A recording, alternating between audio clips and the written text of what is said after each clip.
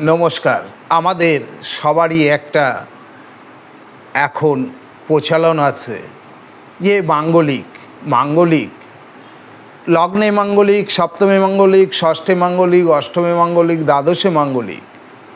মাঙ্গলিক হলে মাঙ্গলিক ছেলে মেয়ে দেখে বিবাহ করা প্রযোজ্য আছে, কিন্তু এটা তার সাথে দেখবেন যে আপনার 18 ডিগ্রি পার করলে তবেই কিন্তু আপনার গ্রহের অভিশাপ থেকে থাকে।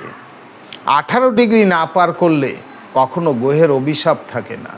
তাহলে আপনি সেইভাবে মাঙ্গলিক না। আপনি কি করবেন? একটু ঘুমাবেন বেশি, একটু এনার্জি কম থাকবে, আপনার অলস ভাব থাকবে, এই তো।